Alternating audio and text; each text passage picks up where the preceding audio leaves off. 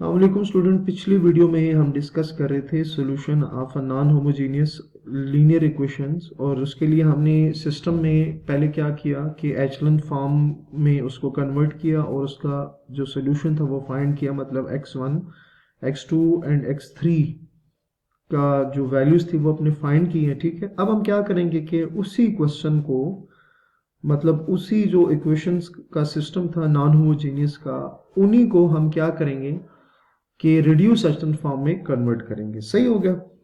तो अच्छा, एचलन फॉर्म जहां तक हमने उस इक्वेशन को, उन इक्वेशंस के सिस्टम को कन्वर्ट किया था, वहीं से दोबारा से स्टार्ट करेंगे। ठीक है, तो एचलन फॉर्म में कन्वर्ट करने के बाद हम इसको क्या करेंगे, रिड्यूस एचलन फॉर्म में कन्वर्ट करेंगे, क्योंकि रिड्यूस एचलन की डेफिनेशन में ये बात हम डिस्कस कर चुके हैं कि रिड्यूस एचलन फॉर्म में जो मैट्रिक्स होता है वो पहले एचलन फॉर्म भी होता है। तो एचलन फॉर्म ऑलरेडी यहां पर प्रूव कर चुके हैं, क्योंकि क्वेश्चन सेम है। तो उसी क्वेश्चन का जो एचलन फॉर्म वाला जो मैट्रिक्स था ना, वहीं से आगे उसको कंटिन्यू करेंगे रिड्यूस एचलन फॉर्म में कन्वर्ट करने के लिए। सही है, तो इसको कन्वर्ट करने के लिए हम क्या करेंगे कि रो ऑपरेशन यहीं से कंटिन्यू करेंगे और देखेंगे कि किस तरह से हम इसको कन्वर्ट कर सकते हैं। सही हो गया।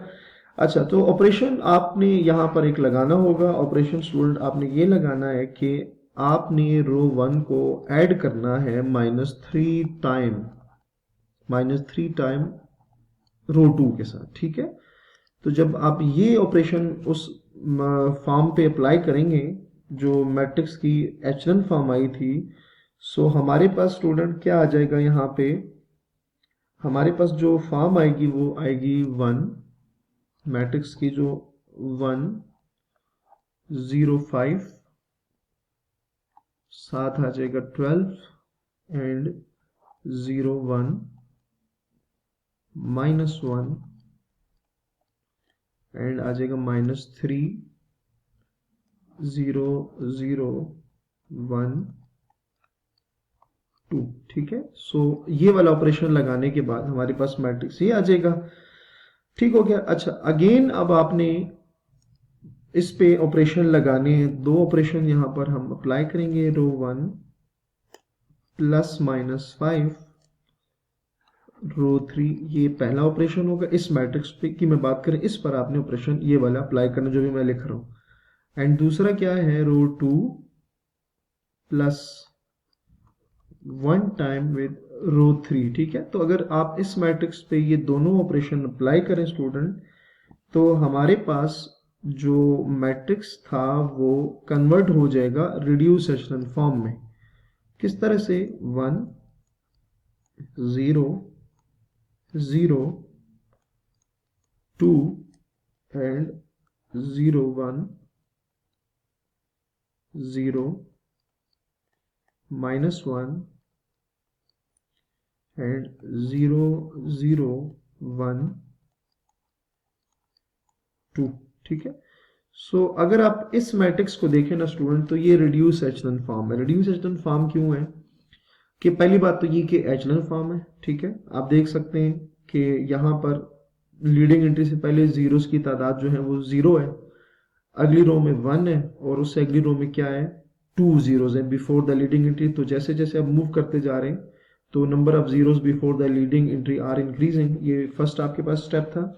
अच्छा, दूसरा स्टेप क्या था कि अगर 0 रो होगी तो वो सबसे लास्ट पे होगी, तो यहाँ कोई 0 रो नहीं है तो उसकी कोई ज़रूरत नहीं है। दूसरी जो हमारे पास प्रॉपर्टी थी या दूसरी कंडीशन थी थर्ड नंबर पे ये था कि हर रो की पहली एंट्री आपके पास क्या होनी चाहिए, वो 1 होनी चाहिए। सो यहाँ पर जो तीसरी कंडीशन है वो भी फुलफिल हो रही है कि हर लीडिंग एंट्री जो है वो 1 है। तो एचलन फॉर्म में तो है, रिड्यूस एचलन फॉर्म में भी क्यों है। अच्छा, रिड्यूस एचलन के लिए मैंने आपको एक सिंपल तरीका ये बताया था कि हर रो की लीडिंग एंट्री 1 होनी चाहिए और उस लीडिंग एंट्री के ऊपर नीचे जितनी भी एंट्रीज होनी चाहिए वो 0 होनी चाहिए। ठीक है, सो रो 1 की लीडिंग एंट्री 1 है, इसके ऊपर तो वैल्यूज नहीं है, तो नीचे वाली सारी वैल्यूज क्या है, 0 है। ठीक है, आप रो 2 पे आ जाए, लीडिंग एंट्री 1 है, उसके ऊपर भी 0 है, उसके नीचे भी 0 है, तो यहाँ पर भी बात ठीक है। थर्ड रो में अगर आप देखें तो लीडिंग एंट्री 1 है, उसके नीचे एंट्रीज नहीं है, तो ऊपर जितनी भी एंट्रीज है वो क्या आ रही हैं, 0 आ रही हैं। तो इसका मतलब ये है कि ये जो फॉर्म बन गई है ये रिड्यूस एचलन फॉर्म है। ठीक है, तो साथ आपने यहाँ मेंशन भी कर देना है कि ये रिड्यूस्ड एचलन फॉर्म बन गई है, रिड्यूस्ड एचलन फॉर्म यहाँ पर बन गई है। ठीक है, तो जिस तरह हमने एचलन फॉर्म में क्या किया था कि जब मैट्रिक्स को एचलन फॉर्म बना दिया था तो उस मैट्रिक्स को वापस हमने इक्वेशंस की फॉर्म में लिखा था, तो इसको भी आपने यहाँ क्या करना है, रिड्यूस एचलन फॉर्म के मैट्रिक्स को आपने इक्वेशंस की फॉर्म में कन्वर्ट करना है। तो अगर आप रो 1 में देखें तो x2 का कोफिशिएंट भी 0 है, x3 का कोफिशिएंट भी 0, तो इन दोनों को लिखने की जरूरत नहीं है। यहाँ से x1 की वैल्यू आएगी 1x1 इज इक्वल्स टू 2। अच्छा, उसके बाद यहाँ x1 का कोफिशिएंट 0, x3 का कोफिशिएंट 0, x1 एंड x2 का कोफिशिएंट 0, जबकि x3 का कोफिशिएंट, ठीक है। तो हम इसको जब इक्वेशन की फॉर्म में लिखेंगे ना स्टूडेंट, तो मेरे पास आ जाएगा x1 is equals to 2, x2 is equals to -1 and x3 is equals to 2 आ जाएगा।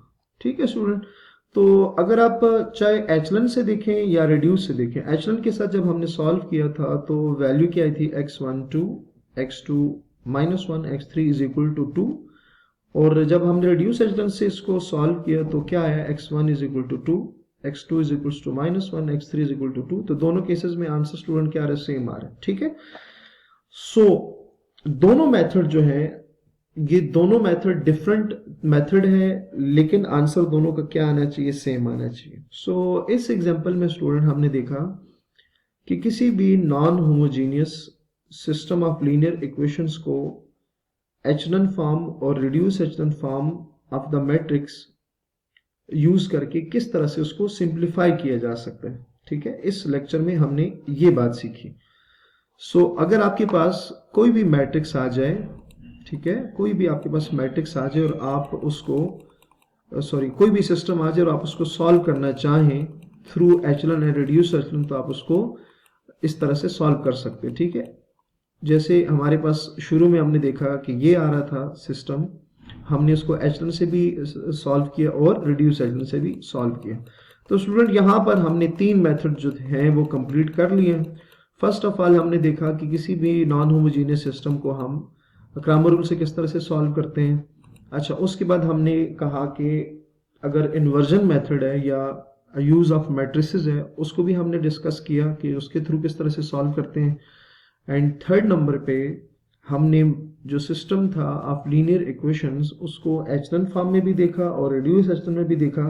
सो ये तीनों जो मेथड हैं, इनमें से कोई एक मेथड भी यूज करके जो system of non homogeneous linear equation है उसको सॉल्व किया जा सकता है। सो उम्मीद है आपको ये तीनों मेथड बहुत अच्छे से समझ आ गए होंगे। सो अपना बहुत सारा ख्याल रखिएगा। अल्लाह हाफिज।